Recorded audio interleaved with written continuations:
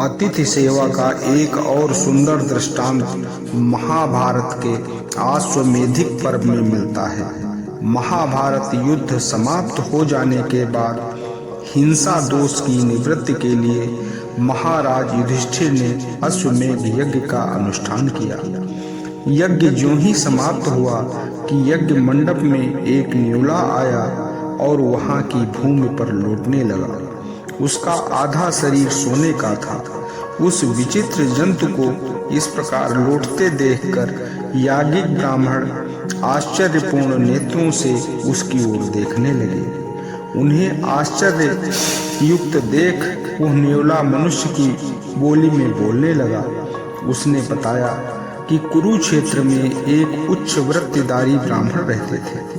वे कबूतर की भांति अन्न के दाने चुन चुन कर लाते और इस प्रकार कष्टपूर्वक एकत्रित किए हुए अन्न से अपना एवं अपने कुटुंब का पालन करते थे। एक बार उन्होंने कई दिनों तक कुटुंब सहित फाका करना पड़ा।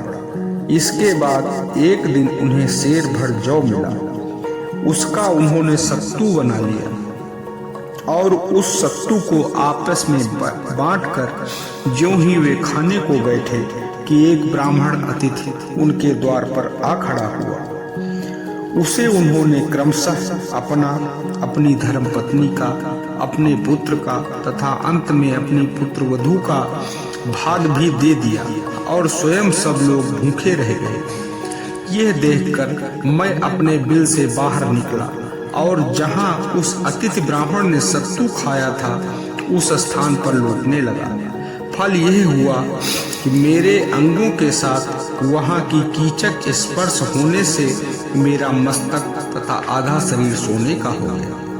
न्योला महाराज युधिष्ठिर के यज्ञ की प्रशंसा सुनकर इस आशा से वहां आया था कि वहां की भूमि में लौटने पर उसके शरीर का शेष भाग भी सोने का हो जाएगा, क्योंकि उस यज्ञ भूमि में लाखों ब्राह्मणों ने भोजन किया और असंख्य द्रव्य खर्च हुआ, परंतु न्योले का मनोरथ पूर्ण नहीं हुआ।